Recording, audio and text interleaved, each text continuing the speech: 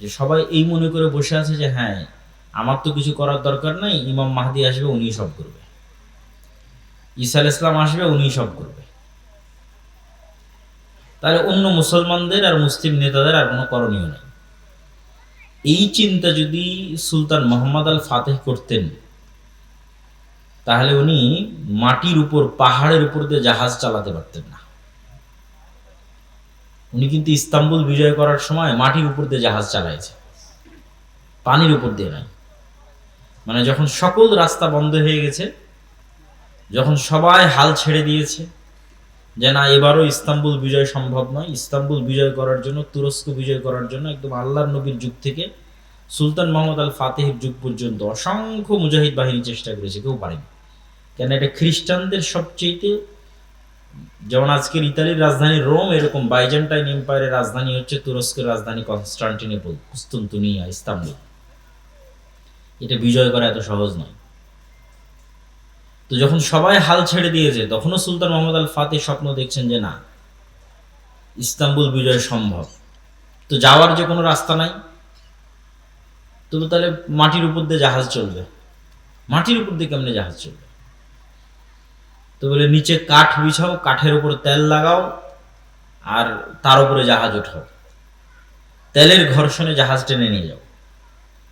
তেলের ঘর্ষণে জাহাজ টেনে নিয়ে গিয়ে এমন জায়গায় জাহাজ নামাও যেখানে শত্রু কল্পনাও করেনি যেখানে জাহাজ নামতে পারে।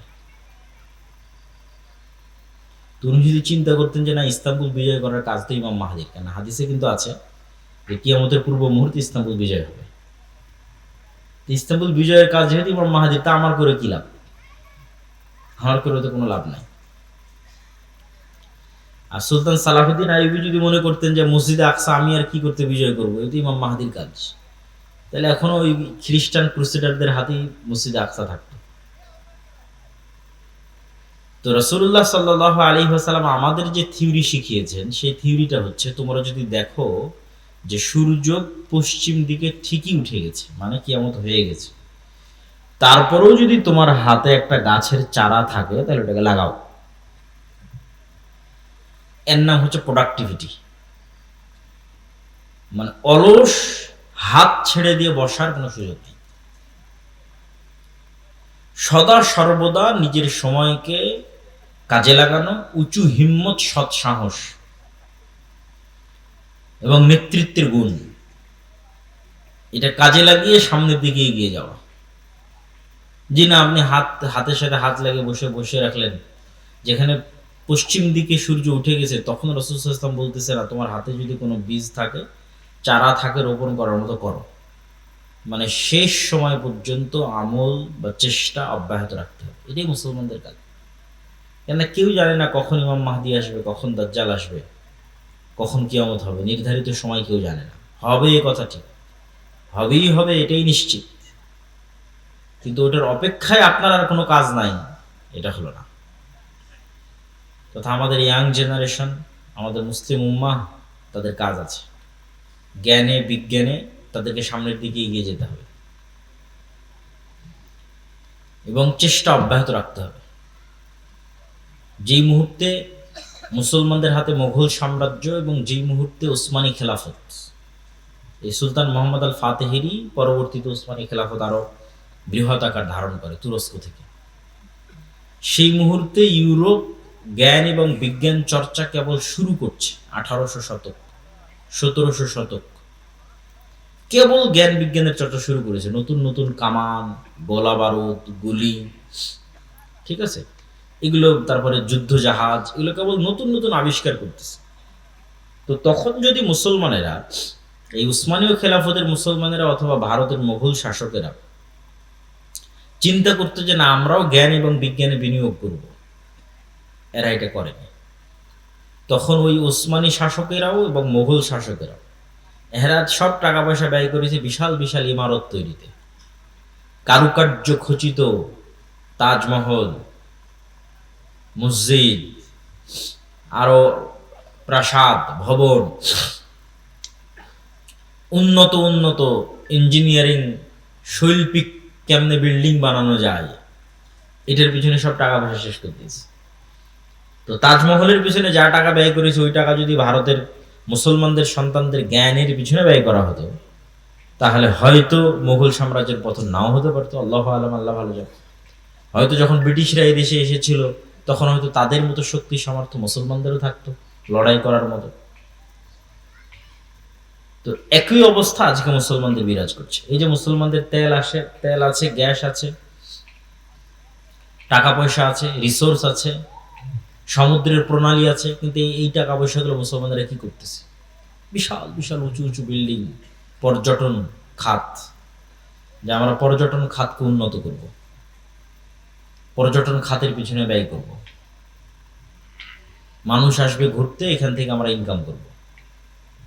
এই যেটার পিছনে ব্যয়, জ্ঞান এবং বিজ্ঞান শিখার পিছনে কোনো ব্যয় আছে, কিন্তু ওই মাপের ব্যয় নাই যে না আমার মূল টার্গেট জ্ঞান বিজ্ঞান। তো কিরকম ভয়াবহ পরিস্থিতির মুখোমুখি হতে পারে মুসলমানেরা, তা তো চোখের সামনেই দেখা যাচ্ছে। তো এই জন্য আমাদেরও নিজ নিজ সাধ্যের জায়গা থেকে যে না, হ্যাঁ আমি আমার জায়গা থেকে কি করতে পারি, আমাদেরকেও আমাদের জায়গা থেকে দুটো কাজ করতে হবে। সৎ নেতৃত্ব কিভাবে তৈরি হবে তার প্র্যাকটিস, জ্ঞান এবং বিজ্ঞানে কিভাবে আমরা সামনের দিকে এগিয়ে যাব তার চেষ্টা।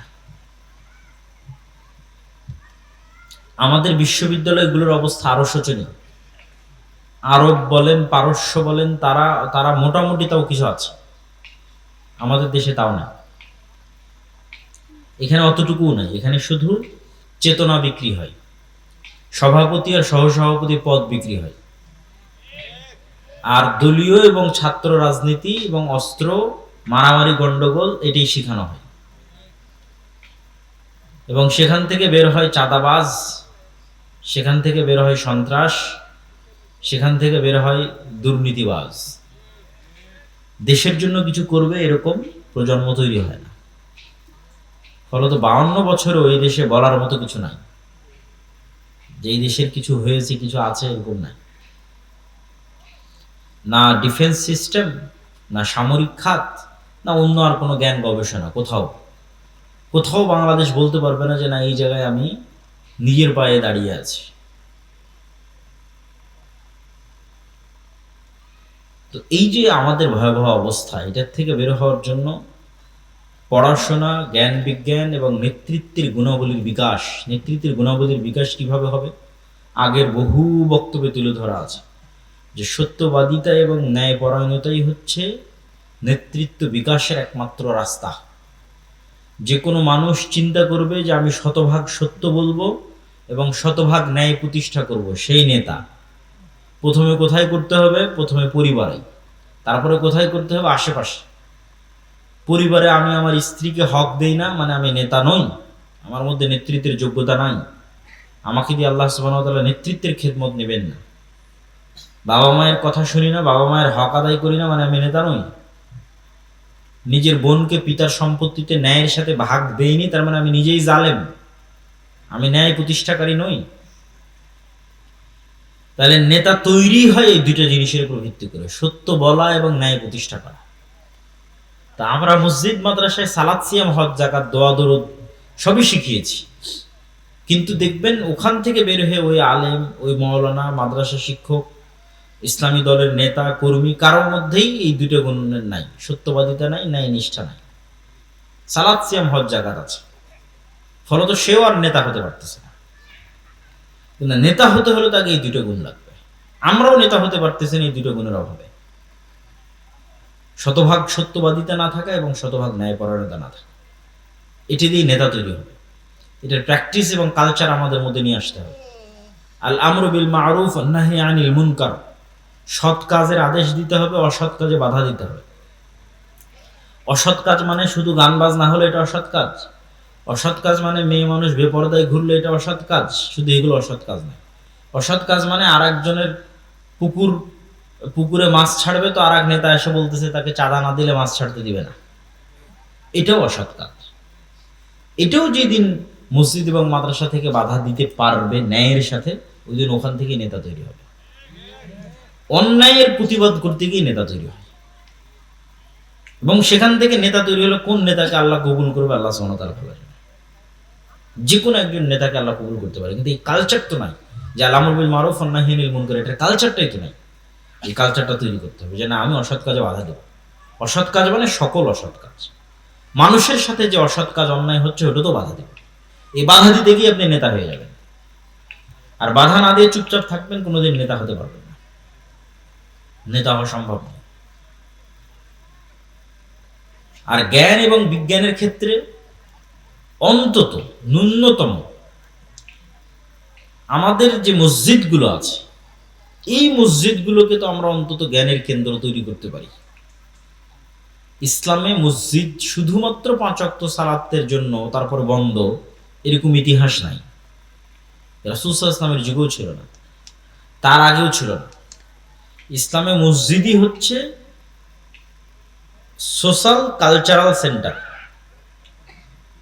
এবং এটা আমি আরো ভালোভাবে ফিল করেছি, ইউরোপ এবং আমেরিকায় অনেক জায়গায় দেখবেন মসজিদ নামে অনুমোদন নাই, সব জায়গায় কালচারাল সেন্টার নামে অনুমোদন। Islamic cultural centre, Mohammadia cultural centre, সালাফি কালচার, ওটা কিন্তু মসজিদ। কিন্তু গভর্নমেন্ট থেকে পারমিশন নিয়েছে কি হিসেবে? কালচারাল সেন্টার হিসেবে। তার মানে গভর্নমেন্টের দৃষ্টিতে এই মসজিদটা একটা কালচারাল সেন্টার। এইটাই ইউরোপ আমেরিকার গভর্নমেন্টের রুলস অনুযায়ী, যে হ্যাঁ এটা একটা কালচারাল সেন্টার, মুসলমানরা তাদের কালচার প্র্যাকটিস করবে কোথায়?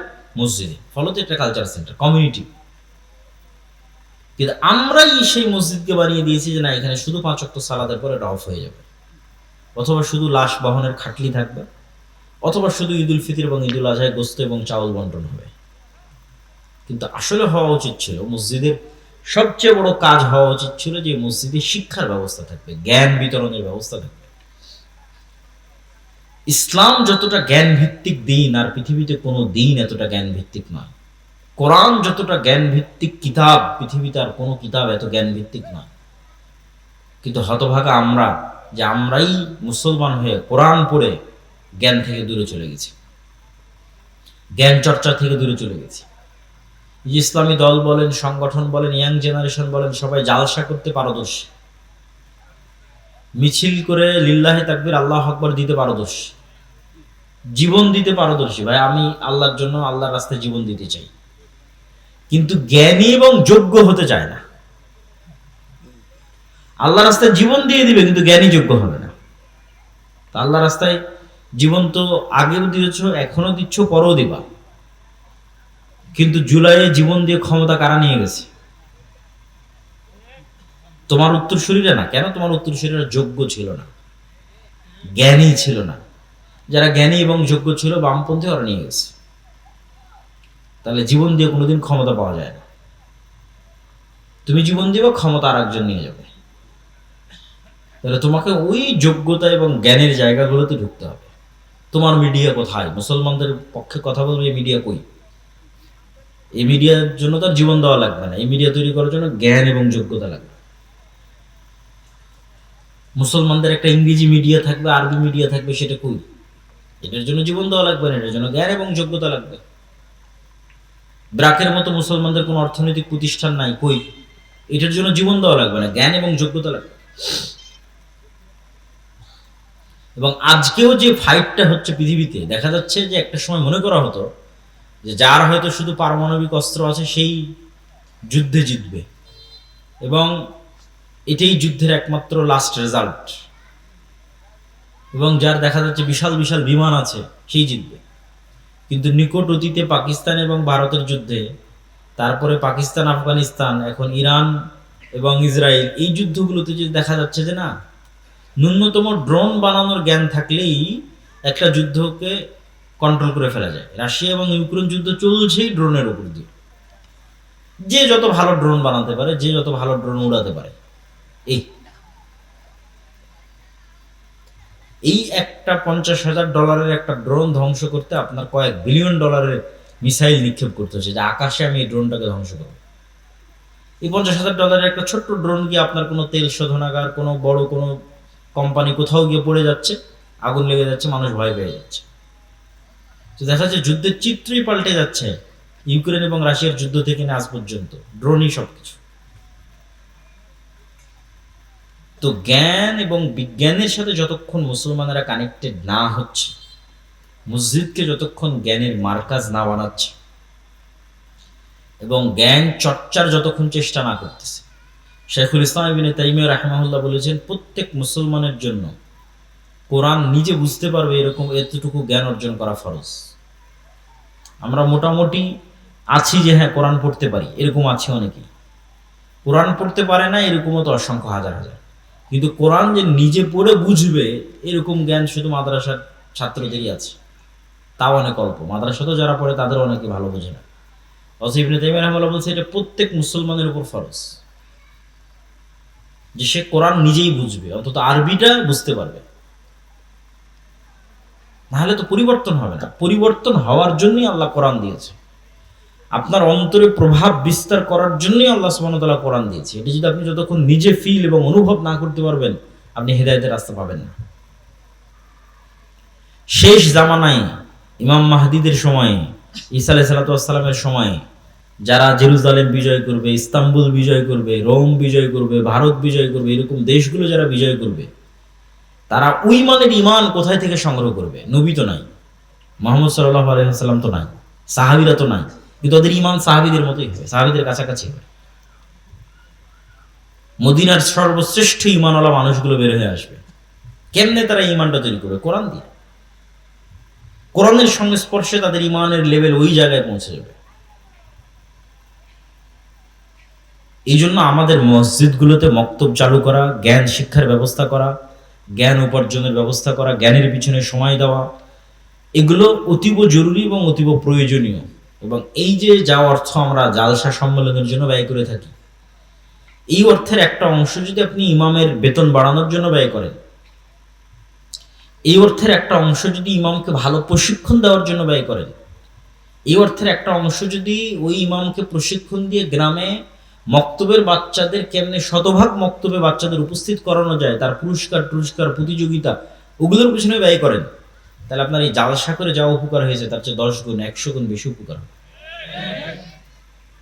শুধু এই ছোট্ট ছোট্ট পদক্ষেপগুলো, যে না আমার মসজিদের ইমাম হবে খুবই যোগ্যতা সম্পন্ন, ফলত একটা ভালো বেতন দিতে হবে, এই ইমাম সাহেবকে আমি আরো অনেক ট্রেনিং করাতে চাই, ইমাম সাহেবকে আমি মসজিদে মক্তব চালাতে চাই, গ্রামের সব বাচ্চা যেন এই মক্তবে আসে, তার জন্য বিভিন্ন রকমের পুরস্কার, চকলেট ইত্যাদি, সাইকেল ইত্যাদি বিতরণের ব্যবস্থা করতে চাই, যাতে পুরো গ্রামের একটা বাচ্চাও কোরআন এবং দ্বীনের জ্ঞান থেকে দূরে না থাকে। এটা সবচেয়ে স্থায়ী, পার্মানেন্ট এবং দীর্ঘমেয়াদী।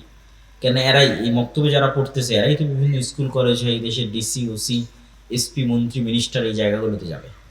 তো ছোটতে যদি আপনি তাদের শিখিয়ে দিতে পারেন নবীদের জীবনী, সাহাবীদের জীবনী, ঈমান, আকীদা, আদর্শ, সত্যবাদিতা, ন্যায়পরায়ণতা, তার কিছু না কিছু প্রভাব থাকবে।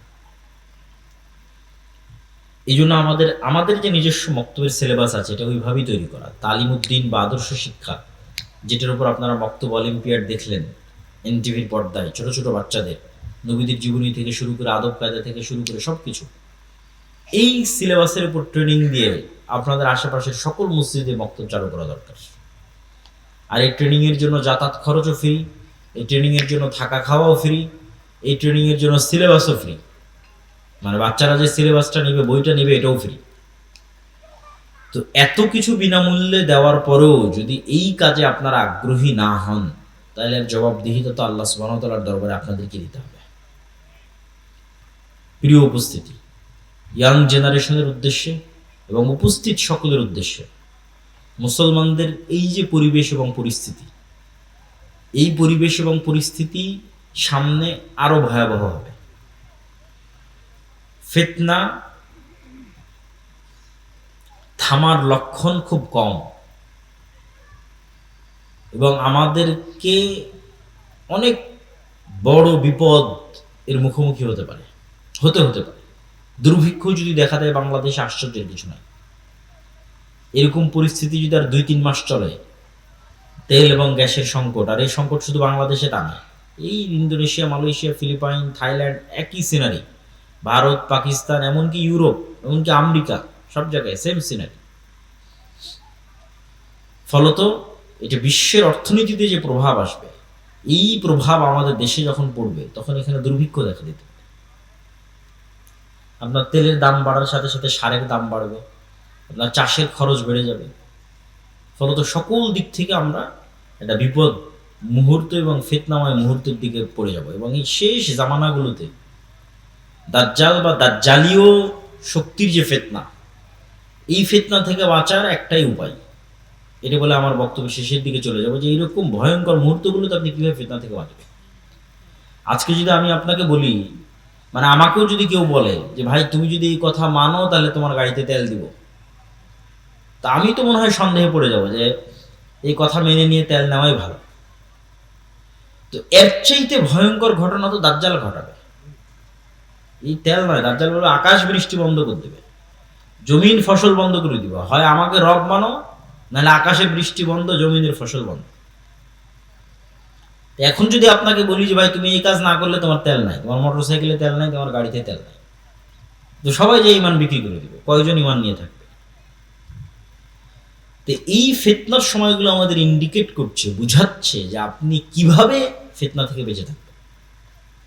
ফিতনা থেকে বেঁচে থাকার জন্য দুটো রাস্তা ছাড়া আর কোনো রাস্তা নেই আমার জানা নাই, যে ফিতনার সময় আমরা ফিতনা থেকে বেঁচে থাকবো। এক, পরকালের প্রতি অগাধ আস্থা, যেন আমি পরকালই আছি, পরকাল যেন দেখে নিয়েছি, পরকাল যেন আমি স্বাদ আস্বাদন করে নিয়েছি, আমি যেন মারা গেছিলাম, মৃত্যুবরণ করে জান্নাত জাহান্নাম কবর ঘুরে তারপরে আবার দুনিয়াতে এসেছি।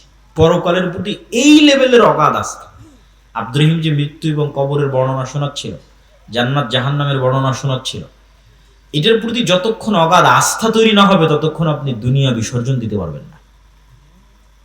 দুনিয়া তখনই বিসর্জন দিতে পারবেন যখন জান্নাতে আপনার জায়গাটা দেখতে পাবেন, যে জান্নাত হচ্ছে আসল জীবন। ওমাল হায়াতুদ দুনিয়া ইল্লা লাইবুন ওয়া লাহু, দুনিয়া তো খেল তামাশা মাত্র। ওমা ইনদাল্লাহ খায়রুন ওয়া বাক, আল্লাহর নিকটে যা আছে ওটাই উত্তম এবং ওটাই চিরস্থায়ী, তথা পরকাল। এই পরকাল দেখতে পাওয়ার কারণে আসহাবুল উখদুদের সম্ভব হয়েছিল আগুনে ঢুকে যাওয়া। সূরা বুরুজের মধ্যে আসসামা ইযাতিল বুরুজ ওয়াল ইয়াউমিল মাউউদ ওয়া শাহিদু ওয়া মাশহুদ কুতিলা আসহাবুল উখদুদ, যে তাদের বলা হলো হয় ঈমান ছাড়ো না হয় আগুনে ঢোকো। তোরা আগুনে ঢুকে গেছে, তো কেমনে সম্ভব যে আপনি আগুনের মধ্যে স্বেচ্ছায় ঢুকে জ্বলে পুড়ে যাবেন? তখনই সম্ভব যখন আপনি আগুনের মধ্যে জান্নাত দেখতে পাবেন, আর ওই আগুন থেকে পিছনে যখন জাহান্নাম দেখতে পাবেন। যে আমি যদি আগুনে না ঢুকি, ঈমান ত্যাগ করি, তাহলে পিছনে আমার বাড়ি ঘরে আসলে জাহান্নামের আগুন অপেক্ষা করছে। এটা যখন আপনি স্বচক্ষে দেখতে পাবেন যে এই সামনে যে আগুন জ্বলতেছে এটা তো জান্নাত, তখন ঢুকে যাবেন। এই সেম ঘটনা দাজ্জাল ঘটাবে, বলবে দাজ্জালের জান্নাত জাহান্নাম, দাজ্জালের জাহান্নাম জান্নাত। পরকালের প্রতি অগাধ আস্থা ছাড়া আপনি ঈমান বাঁচাতে পারবেন না।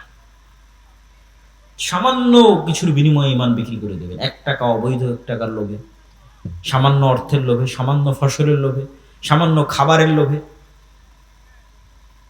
আর যখন আপনি মাটি কামড়ে পড়ে থাকবেন যে না খেয়ে মরে যাব, কিন্তু ঈমানের উপর মারা যাব, কেন এটাই আলটিমেট সফলতা, সর্বোচ্চ সফলতা। ঈমানের উপর মরতে পারা, এটাই সফলতা, দুনিয়া অর্জন করা সফলতা নয়। তাহলে পরকালের উপর অগাধ আস্থা ছাড়া শেষ জামানার ফিতনা থেকে বাঁচা সম্ভব নয়। 2, আল্লাহর ক্ষমতা এবং শক্তি সম্পর্কে জ্ঞান অর্জন। আল্লাহর ক্ষমতা, শক্তি, সাহায্য, তাওহীদ, এগুলো দিয়ে কোরআন পরিপূর্ণ। 3, সালাতের উপর অটল থাকা।